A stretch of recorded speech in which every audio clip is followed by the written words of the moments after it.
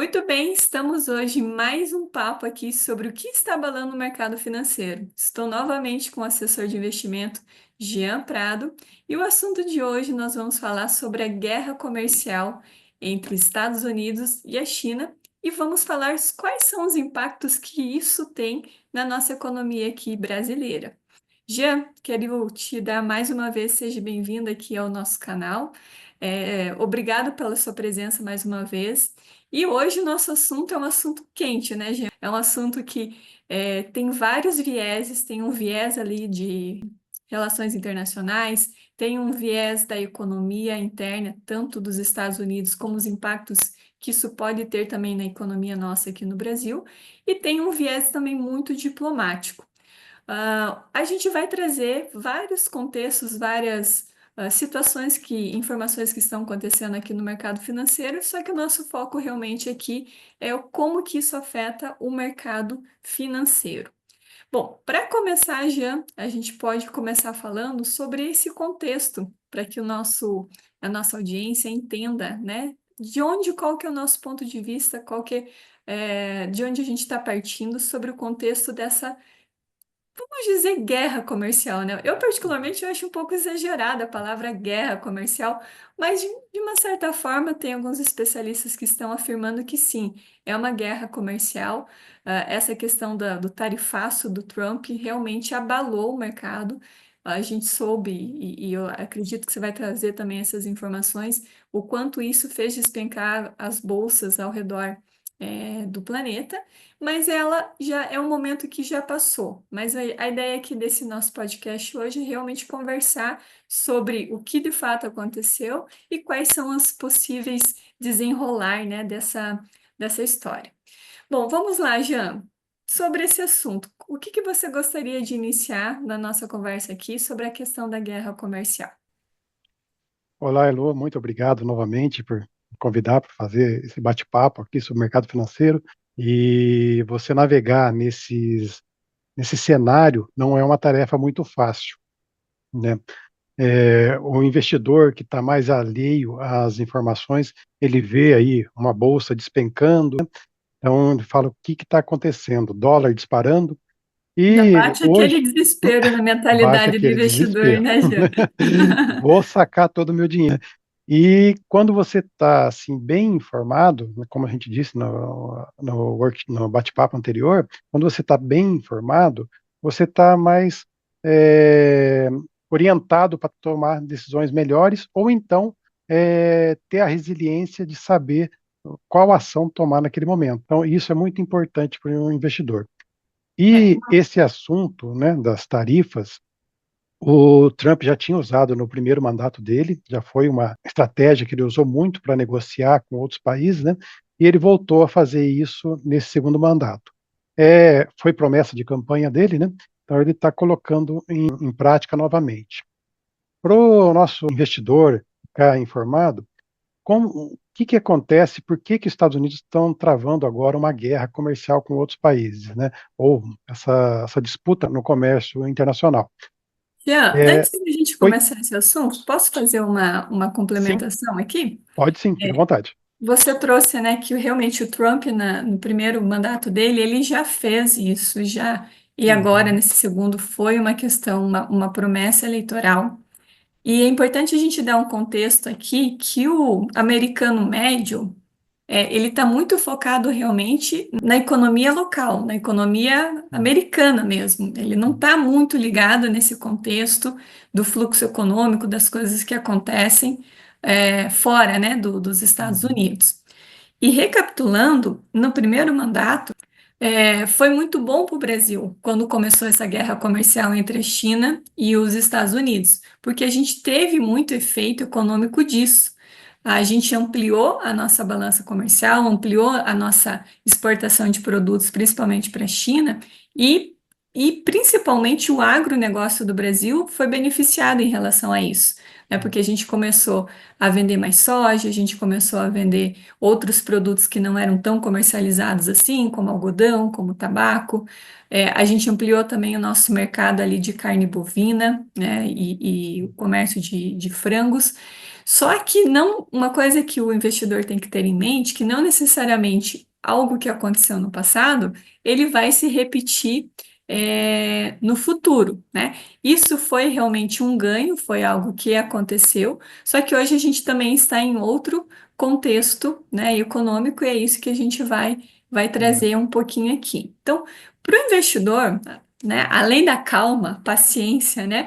E saber Uhum. o time, né? Porque time no mercado, principalmente de renda variável, é tudo, né? A hora que você vai se posicionar naquela ação, naquela opção, enfim, dentro do mercado financeiro, e a hora que realmente você vai dizer adiós, né? Sair e não ficar posicionado no mercado. Então, o time é muito importante. E é por isso que a gente está construindo esse bate-papo para o investidor ter essa leitura do contexto, ter essa leitura geopolítica nesse caso, para se posicionar da melhor forma possível, tá? Na Ah, tua opinião, qual que você acha que é o objetivo do Trump com essa questão do tarifaço? A gente entende que tem uma promessa eleitoral, ok, né? Tudo bem, mas obviamente não é só isso. Qual a leitura que você uhum. faz desse mercado nesse momento, Jean? Por que que existem, né, essa discussão do Trump com tarifas? No passado, os Estados Unidos eles estavam muito interessados, na época de Guerra Fria, tudo, segurar a disseminação do comunismo no mundo. Então, os Estados Unidos estavam interessados que os países adotassem o modelo capitalista, que eles, né, utilizassem o dólar como reserva econômica, porque isso favorecia as relações deles, né, fortalecia a economia deles, né? Então, eles permitiram que muitos países que adotaram o dólar como reserva cambial impusessem tarifas sobre o comércio com os Estados Unidos. Eles não se importaram em comercializar produtos com esses países, mesmo sendo tarifados na exportação de seus produtos. E isso perdurou durante muito tempo. Até agora, recentemente, o Trump falou que essa guerra comercial não é culpa da China, é culpa dos presidentes anteriores a ele que não fizeram nada para impedir que chegasse a esse ponto. E hoje a gente vê que a China está dominando a produção mundial. A maioria das grandes fabricantes de telecomunicação, de informática, né, de TI, as linhas de produção estão todas na China. Então, o mundo se tornou muito dependente da China. E a China começou a expandir esse domínio para o mundo inteiro. Você vê eles investindo em portos, navegação marítima, expandindo o domínio dele pelo mundo.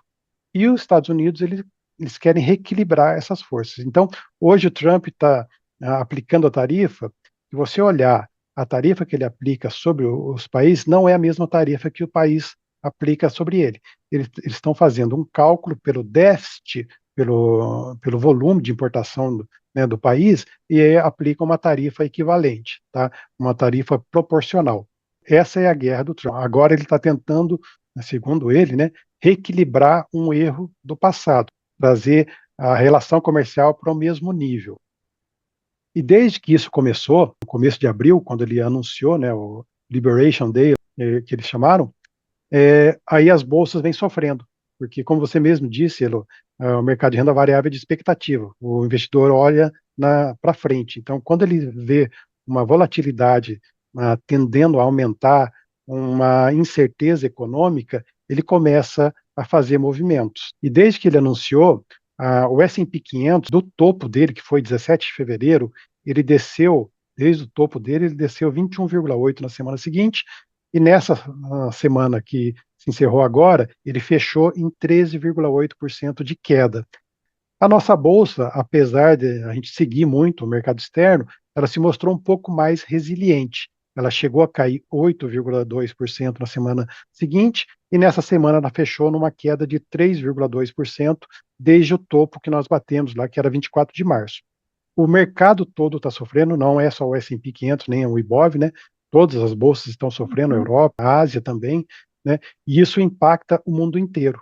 A gente listou aqui quais eram os objetivos do Trump com essa guerra comercial, e aí a gente vai falar um a um. O primeiro deles era obter melhores acordos comerciais, que é o que a gente falou, reequilibrar a balança comercial com os países. Isso foi uma promessa de campanha dele, né? E não é, Quando e não é só uma questão de balança comercial, né, Jean? Aqui, quando ele também tem melhores acordos comerciais, tem maior fluxo econômico, comercial entre os países, isso também deixa ele melhor posicionado, né? Então, às vezes, não é só uma questão do acordo comercial, mas também tem um relacionamento aí de relações internacionais, né? De Uhum. quem tem mais poder, de quem tem mais barganha nas negociações, né? Então, realmente um país que tenta se posicionar com os melhores acordos comerciais que sejam interessantes, isso também reflete na sua economia, né, na economia do seu país. Isso é importante a gente Exatamente. falar que está vinculado também com os outros fatores que nós listamos aqui hoje para conversar com a nossa audiência. Exatamente. E é um lema de campanha dele, né? America's First, né? Primeiro a América, né? Ele tenta trazer uma negociação melhor para melhorar custo, melhorar a entrada de produtos, favorecer o americano. Ele está pensando no americano. E lá no primeiro governo dele, ele teve sucesso nessa estratégia. É que também desperta um sentimento de nacionalismo, né? Eu Exatamente. americano, eu sou o poder nesse sentido de realmente ter mais barganha em relação a outros países, né? Isso para o americano médio é um valor muito cultivado. Ele entendeu isso do público dele e ele está trazendo isso para também se manter no poder, né? Pelo menos é a forma como eu vejo. Exatamente. E é a economia mais forte do mundo, né? Todo mundo quer ter os Estados Unidos como parceiro comercial. Não é interessante para um país não fazer negócio com os Estados Unidos. Então é do interesse de todos os países manter relação comercial com os Estados Unidos. E eu vi um analista que ele é dos Estados Unidos, ele dando uma entrevista, ele falando: aqui a gente não está defendendo nem China, nem Estados Unidos, nem o Trump, nem o Xi Jinping, a gente não está fazendo nenhuma defesa de nenhum deles. A gente só está analisando o comportamento político e daí o que isso impacta no mercado financeiro. Mas esse analista ele dizia que o Trump ele é um negociador muito duro, mas ele é justo. Ele, quando um país senta para negociar com ele, geralmente os acordos são justos, apesar dele ter, né, a força do Estados Unidos por trás, né, a força econômica por trás. Mas ele é muito justo na negociação. Pode ser agressivo, mas ele tem esse senso de ser Uma um, coisa é o jeito presidenciável dele, né? Como ele é, faz a política, né? Como ele se posiciona perante o público, o eleitorado dele. Outra coisa é o que de fato é assinado ali na última linha, né? O uhum, que de fato ocorreu. Qual é a relação comercial, né? Quem que vai se é, beneficiar? E para ele também é importante. Quanto mais ele tem relações comerciais com outros países, mais fluxo econômico ele está gerando, né? Isso exatamente. todo presidente tem isso em mente, né? Porque a gente está em um mundo Uhum. globalizado. Isso tem que ser considerado. Exatamente. O mundo hoje é muito interligado, né? Então, você não consegue fechar o seu país e manter o mesmo nível de crescimento sem depender de produção de outros países, né? Então, os países que são desenvolvidos, eles dependem muito de commodities, de quem produz. O nosso agro é muito forte. Nós não somos um país desenvolvido, mas nós exportamos muito agro, muito minério, soja. Todos os países necessitam um do outro. E hoje, você desglobalizar é muito difícil. E o que o mercado está reagindo é justamente a isso. Quando você impõe barreiras no livre comércio, num comércio mais fluente entre os países, você penaliza as economias. Você pode gerar inflação, pressão inflacionária, você pode abalar o mercado de trabalho nos países que são grandes produtores, e isso o mercado reage dessa forma. Então, eles começam a readequar os investimentos, às vezes fugindo de setores de renda variável, de maior volatilidade, migrando para títulos públicos ou indo para ouro, que são ativos de menor risco, mais seguros. Então, tudo isso é o que a gente está vivendo hoje. Mas, Não então, é uma esse primeiro. tão fácil de equilibrar, né, Não, Jé? Tem não. muita variável aí. É um cenário muito, né, complexo, né, que você tem que olhar para tudo, e a gente analisa também o movimento do mercado. Então, o primeiro objetivo aí que a gente entende do Trump é obter esses melhores acordos comerciais. Elô, o que que você acha disso? Qual que é a sua opinião? Bom, eu acredito que nesse ponto a gente já falou bastante, né? Acho que a premissa é Uhum, realmente nós estamos num mundo globalizado, nós precisamos dessas trocas comerciais, né, entre os países. E na guerra da negociação vence o melhor, né? Quem realmente fizer o melhor acordo comercial. E quando a gente fala de acordo comercial, do ponto de vista de relações internacionais, tem diversos tipos, né? Tem bilateral, multilateral, em grupos grandes, né? Então, são várias estruturas Uhum. diferentes para atingir o mesmo objetivo. No Tá. caso do Trump, não é interessante ele também não ter acordo ou não ter bons acordos, porque ele precisa, apesar Uhum. de ser um país muito potente economicamente, mas ele não produz tudo, né? Então, todos nós temos alguma dependência de algum produto. Isso é a visão realmente do comércio exterior. Então, a ideia, acho que do Trump realmente, né, tem o lado dele presidenciável, né, que ele é Yeah. esse presidente que é disruptivo, vamos dizer assim, né, ele fala o que pensa, ele vai, toma umas ações que para nós, né, que não estamos lá, parece impulsivo, mas eu acredito que não tem nada tão impulsivo assim, eu acho que realmente é tudo muito bem Uhum. articulado, mas a ideia ele precisa também defender o próprio eleitorado, né? A crença do próprio eleitorado. Então, se o americano médio tem essa ideia da América para os americanos, é isso que vai deixar ele governar até o final. Quando a gente monta isso, né, tenta criar esse mosaico, são várias questões. Tem a política interna, né, dele, das ações dele para o eleitorado, tem as consequências disso para o mundo globalizado e tem as consequências disso para nós enquanto Brasil, né? O que uma assinatura, né, tudo bem, é do país mais potente do mundo, mas o que isso de fato interfere aqui no nosso dia a dia? E se você acha que não interfere, você está enganado, porque interfere muito, Muito. né? Interfere demais.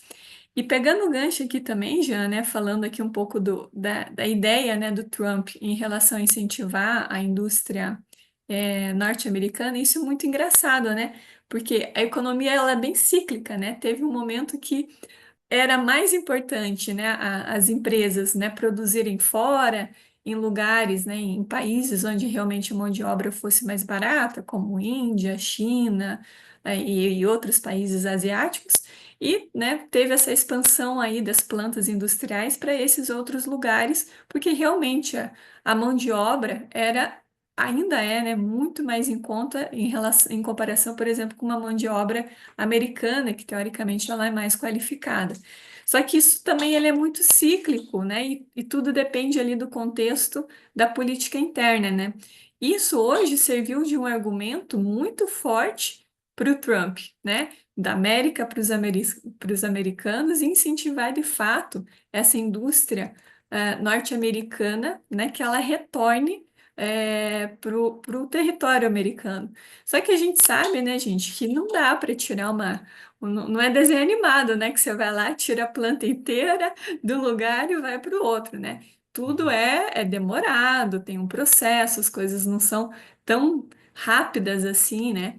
Então, como o mercado de renda variável é um mercado de expectativa, nesse jogo, né, de mudança, mudou muito a expectativa, né? Uhum. Porque aquele investidor que via, por exemplo, sei lá, uma Nvidia, uma Apple produzindo seus produtos fora do território americano, hoje já tem dúvida. Poxa, mas aonde que ele vai começar a produzir, né, os seus produtos? Eu até tive que rir de uma reportagem que eu li esses dias depois do tarifaço, que assim, ok, era tudo lindo para os americanos quando, não, vamos colocar lá uma tarifa muito alta para os produtos chineses e vamos proteger a nossa indústria aqui, os nossos produtos locais. Só que daí, quando eles se deram conta que o iPhone, que é um produto super popular, né, todo bendito americano provavelmente tem um, né, ia ficar realmente muito mais caro. Opa, não, vamos deixar o iPhone fora dessa lista aí do tarifaço, né? Então, o Trump, na posição de presidente, né, são muitas frentes, inclusive até contraditórias, né? É porque ele, enquanto presidente, para manter o seu eleitorado contente e feliz com o que ele está fazendo. Outra coisa é essa felicidade, mesmo que curta, né, se mantém coerente com os fluxos, com toda a negociação realmente que existe ali entre os países. Então, não é uma decisão fácil, né? Mas uma coisa que é fato é que ninguém muda uma base industrial do dia para a noite. E você incentivar a indústria é ok, né? Ah, falando um pouco do Brasil, o Brasil, né, ainda tem mudou vários presidentes, mas assim, a estratégia é praticamente a mesma, ela acaba defendendo alguns setores industriais para estimular e para que isso em algum momento se desenvolva melhor. O Trump, o que que ele quer, ele quis fazer? Ele quis incentivar mais a indústria local, ou seja, trazer essas plantas que estão fora do território para o território local. Só que não é rápido, é um Não, processo lento, é um processo demorado. E o empreendedor, o empresário lá, o CEO, né, que geralmente são empresas muito grandes, também tem que colocar na ponta do lápis, na última linha, para ver o que compensa e o que não compensa. Mas tudo isso, gente, todas essas inquietações, muda o cenário de uma renda variável, hum, porque as expectativas elas vão se formando no andar que vai se configurando essas ações, né, e o prolongamento dessas ações. Pelo menos é assim que eu vejo, Jean. E você, como que você vê essa parte do incentivo aí à indústria americana? exatamente, você falou bem. As empresas, elas têm que ser competitivas. E como que elas se tornam competitivas? Tendo eficiência, tendo custo baixo de produção, com boa margem de lucro. O custo baixo de produção, quando você compara os países asiáticos com os Estados Unidos, é uma diferença muito grande. A hora, preço hora trabalhado de um chinês em comparação com um americano está muito longe. Então, se a gente pegar lá, é em torno de 2 a 7 dólares hora trabalho de um chinês. E nos Estados Unidos isso vai para 35 a 40 dólares. Você não consegue competir no custo de produção com a China. Só que os Estados Unidos eles querem sair da dependência da China. Eu acho muito difícil trazer essa produção total para os Estados Unidos, sem a empresa perder competitividade, você manter o mesmo nível de preço de produtos, trazendo a sua produção de um país para o outro. Talvez eles pensem numa solução como a Apple está pensando em migrar a produção para a Índia, para Vietnã, transferindo a base de produção delas, e aí tem um custo de mão de obra mais semelhante à China, então ela não encarece muito o produto. Telefonia, TI, computadores, laptops e chips de computadores, e o americano é muito dependente, ele tem um consumo muito alto, e foram os produtos que o Trump já isentou a carga tarifária, porque não era interessante nesse momento aplicar as tarifas, mas aí você não consegue trazer para os Estados Unidos a produção total desses produtos.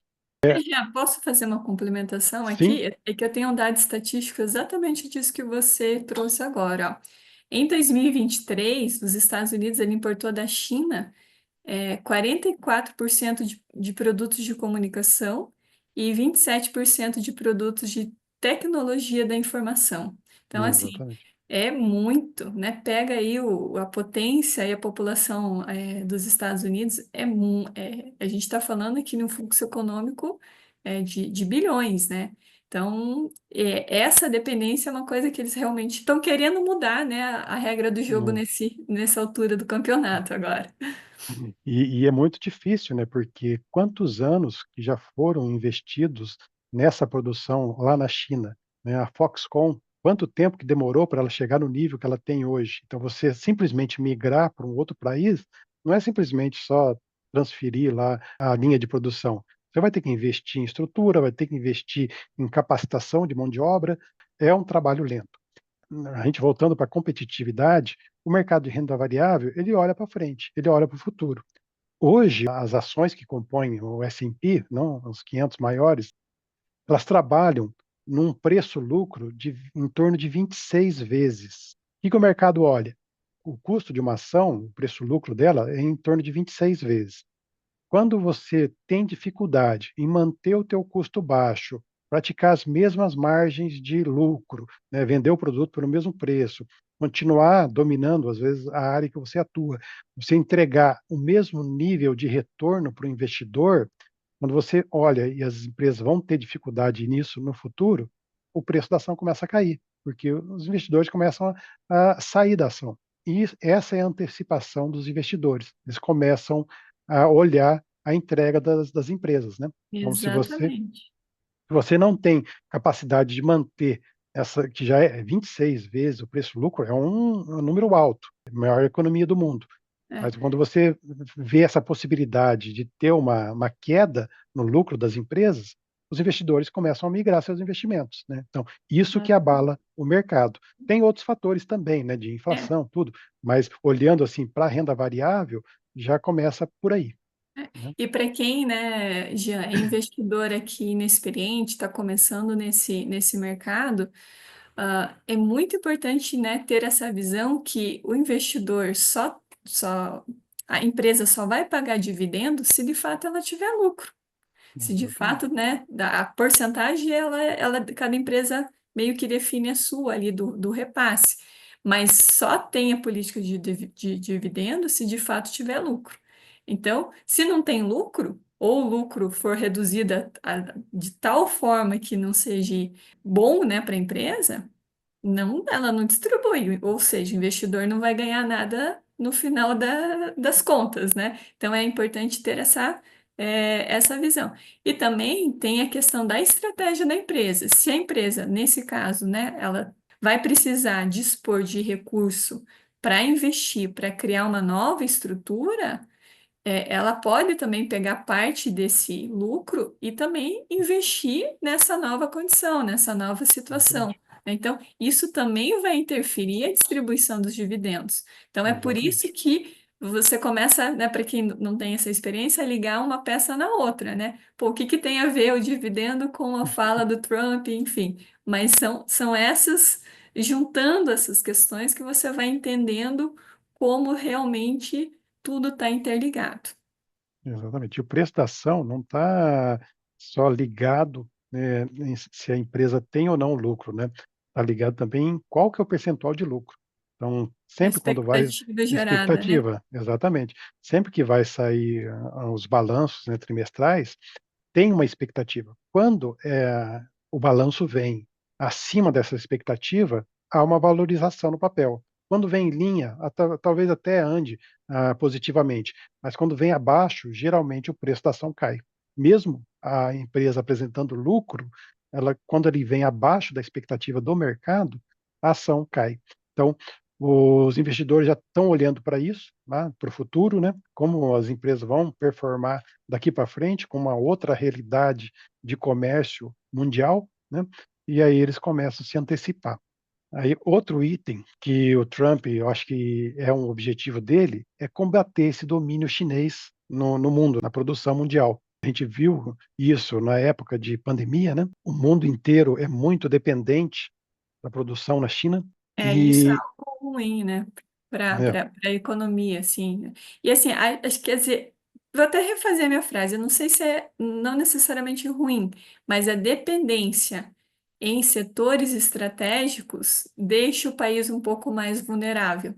Então, quando a gente vê a relação China e Estados Unidos, a gente vê a dependência americana em relação à chinesa de algumas coisas que são estratégicas, né? Como o comércio de eletrônicos, a parte também de tecnologia das informações, indo um pouquinho mais a fundo, né? A gente vê aí uma disputa também, por exemplo, das tecnologias de inteligência artificial, né? A uhum, americana lança uma, depois passa um mês, 2 meses, os chineses lançam outra, que dá aquele burburinho também, né, que ocorreu aí no mercado. Então, essa dependência em setores estratégicos é ruim porque deixa o país vulnerável. Evidentemente, algum nível de dependência, como nós vivemos em um país globalizado, todos os países vão ter algum nível de dependência.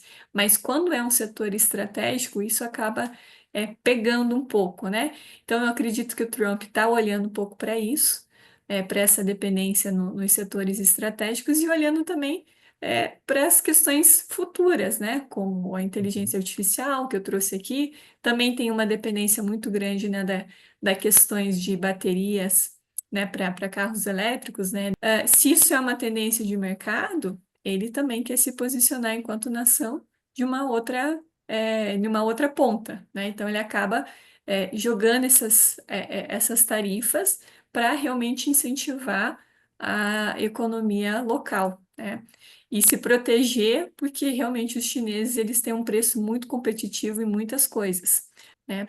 Bom, essa é a minha visão, Jean. Você tem mais alguma coisa para acrescentar aí? Exatamente isso. E alguns setores, como você disse, que são estratégicos, eles querem combater muito o roubo de tecnologia, né. Ah, Então, isso é tem verdade. muitos casos que eles acusam a China de estar roubando tecnologia desenvolvida pelos americanos, tanto É. em chips de computadores, celular, tudo. Isso é muito irônico, né? Porque a China também chegou onde está com o princípio learning by doing, né? Ela Uhum. chegou porque ela copiou. E ela copiou muito bem, né? Ela aprendeu Uhum, fazendo. Então, isso é irônico, porque ao mesmo tempo que ela aprendeu fazendo e se desenvolveu ao longo dos anos, com PIB alto, de estimular a educação, estimular o processo produtivo mesmo, fabril, e preparar a mão de obra para isso, né? Agora eles estão colhendo os frutos dessa política que não é de ontem, né? uhum, Já tem um exatamente. tempo aí. E é curioso e irônico que eles aprenderam copiando. Então, assim, eles Uhum, sabem fazer isso muito bem, né? uhum. Realmente é um país que avançou muito, seja às vezes copiando, às vezes roubando tecnologia, o que fato é hoje é que eles estão muito desenvolvidos, né. Então eu acho que o Trump ele quer equilibrar isso, quer proteger a indústria nacional, a indústria americana, ele quer trazer alguma coisa de volta para os Estados Unidos, né, fortalecendo a economia deles, um ponto importante. E outro ponto que a gente trouxe aqui, Jean, foi a questão de aumentar a receita, né? A receita, acho que também no sentido de equilibrar também a balança comercial, né, entre Uhum. importação e exportação ali. Aqui tem várias estratégias, né? O Brasil é campeão em fazer aumentar a receita, né? Foi principalmente a parte de imposto e tributos, né? Acho que a gente podia ensinar para o Trump algumas É. coisas aqui, né? Mas, de qualquer forma, foi uma promessa também de campanha dele, né, para reduzir esse déficit orçamentário ali. O que que você tem para falar sobre isso, Jean? O apetite aí tarifário aí dos países, né, e realmente é aumentar a receita, o que que o Estado arrecada, e nisso aí ele pode trazer, aumentando a receita, ele pode reverter isso em benefício dos americanos, isentando, mais impostos, né, quando você aumenta a tua receita, você tem condição de dar um desconto em alguma outra área, amenizando a carga tributária para o americano. E isso é uma coisa que ele bate muito em cima, né, ele quer que o Fed diminua juros, ele quer cobrar menos impostos do americano, ele quer, estimular a economia interna americana, né. É uma plataforma eleitoral muito boa, né? Imagine você ter um presidente que fala Uhum. que vai reduzir os impostos, que vai investir na própria população. É tudo que faz ele permanecer no poder e, evidentemente, também já está pensando, talvez, nos próximos anos aí, numa possível reeleição, colocando essas políticas já em andamento agora, né? Então, É. é isso que eu comentei no início, né? A gente não pode ver um contexto só, a gente tem que ver o contexto do todo, né? Inclusive Uhum. dentro do para quem que o Trump está se posicionando dentro do eleitorado dele, né? Isso tem que Hum. ser considerado. Mas tem outras coisas também, né, Jean? Por exemplo, como Uhum. redução do custo de produtos americanos, né, que a gente até já comentou aqui, de Uhum. fortalecer essa produção doméstica, seja trazendo essa planta industrial ou não.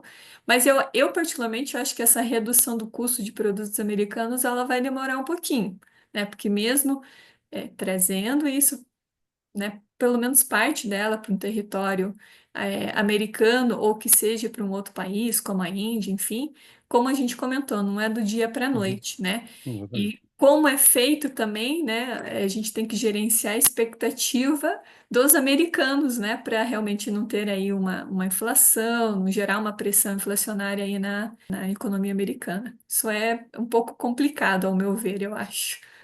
E um efeito aí de curto prazo, já de imediato, a gente vê o efeito contrário, né? O objetivo dele é reduzir custo, mas nesse primeiro momento que ele está impondo tarifas, ele está aumentando o custo do produto para entrar nos Estados Unidos, né? Então, eu acho que esse foi o motivo já para ele ter suspendido a cobrança de algumas tarifas, para ele ter isentado a cobrança de celulares, laptops e chips, e nesse primeiro momento, o que vai acontecer é realmente a pressão inflacionária, você está aumentando o custo. No futuro, quando essas empresas começarem a destinar a produção para outros locais, talvez você consiga uma redução de custo.